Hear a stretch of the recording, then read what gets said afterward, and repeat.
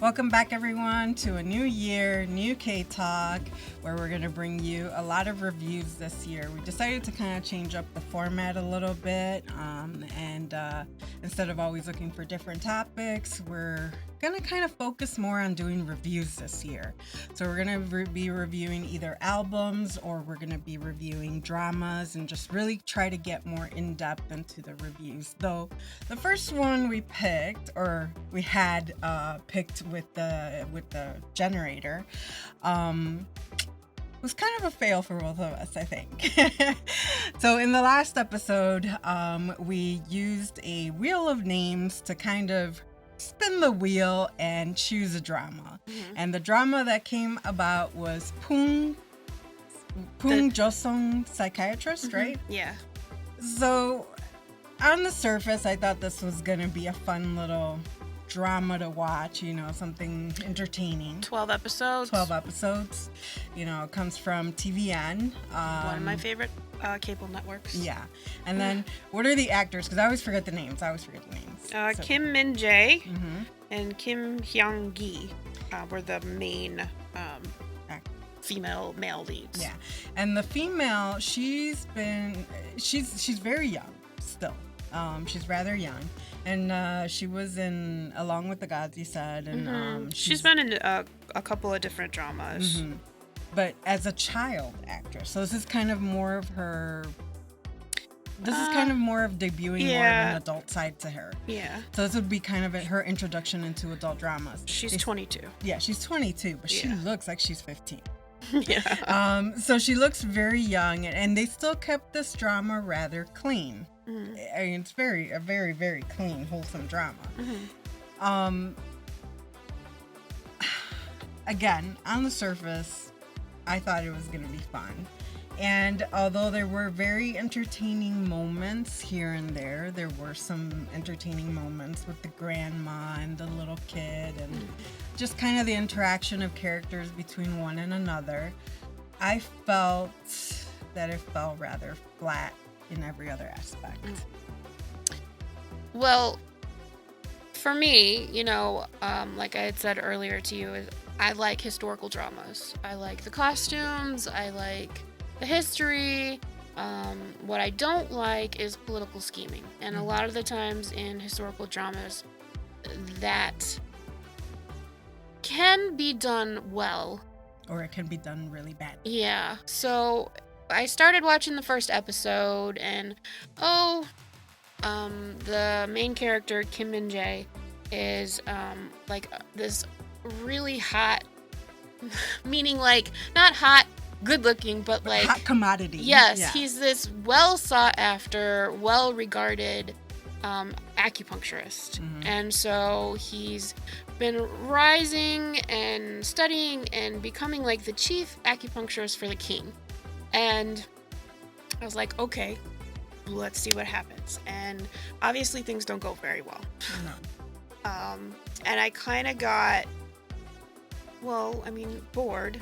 Yeah. But also irritated. Yes. So there was the issue. So like you put it alongside something that has 6 episodes like Kingdom, and you have all the political intrigue, but it's done very well. Mm-hmm. You're interested. You want to know.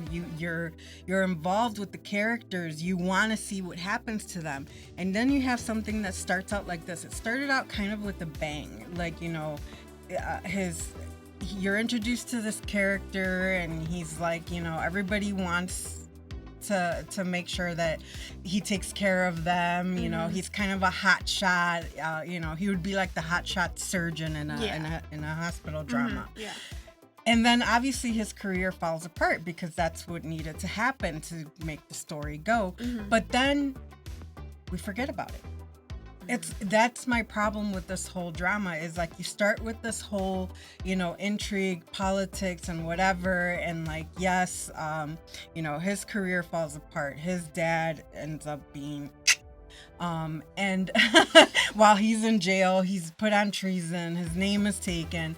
And then we forget about this whole thing. Like he goes off and, he's having his whole dramatic moment, and now he can't do anything. He's in a small village. Yes. Like, sort of trying to... He's being held hostage by this local village doctor. Okay. So the doctor kind of like he owes money because obviously now he has nothing, and he's walking around with his servant, even though the servant's still with him. And so then he ends up owing money to this doctor, and the doctor's like, well, you can work it off. But every time he does anything, like he's like adding to the debt, you know. And so this doctor's kind of helping him and indirectly tied to him, even though they don't know very well in the beginning.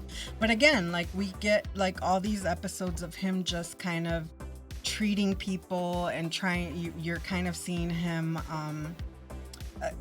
try to get back on track. At the same time, he meets the girl character whose life also falls apart, and it's very abrupt. Like he meets her in one episode and she saves his life, apparently, because it's like he was at the edge of this cliff, and so she saves his life and tells him that he needs to live. And then in the next episode, she's the one dying. She's the one trying to commit suicide. And so like you're like, wait, what the heck just happened? How did you go from saving his life to now trying to commit suicide? So there's like this whole drama behind her story too. So her life is like falling apart. So they're helping each other. But you have all these run of episodes where they're kind of helping each other, and we've forgotten everything that happened. That whole political story that started this drama in the first place. Until like episode 10, I think, almost. Where we get finally back around to the initial problem, and it's like, he's like, what do you mean my father was murdered? Like, did it not occur to you at any moment while you're being put on trial for treason and your dad inexplicably dies that it could have been murder? Like, you're supposed to be the smart, hotshot doctor, and nowhere did you put 2 cents together to say my dad could have been murdered. Well, he's put on trial because they think that he killed the king. And so he, from my impression, he has a lot of guilt and is sort of unable to move past it. Yes, so he's sort of training the female lead to... Yeah, but the part of this guilt is tied into to his dad passing away, because he's like, you know, he lost everything, and his dad was like a very important part of his life, and his dad was there during that moment. And so, like, I get the guilt and everything, but don't you think we could have worked through it a little faster? That's why now we have season 2. Well, I mean, that's kind of like...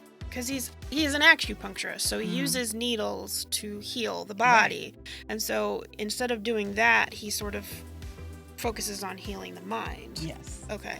And now we've got season 2 coming.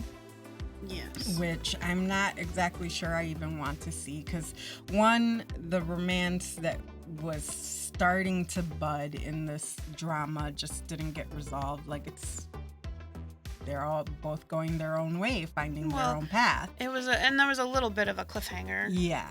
And then obviously now, since season 2 is coming up. Right. So. And then now he's not an acupuncturist anymore. He still can't hold a needle. So it's like, did you really work through anything in this drama? Well, we had 12 episodes. And maybe that's what the next 12 is supposed to be about. I just don't feel like there's enough story. Like, I feel like it's probably something that they could have condensed down into just a 12 episode drama. Yes. You know, like, all 2 seasons. There didn't need to be two separate seasons, or maybe make it a 16 episode drama. Yeah, and while I think he's attractive, I don't think he's the heartthrob that would bring me back to season 2.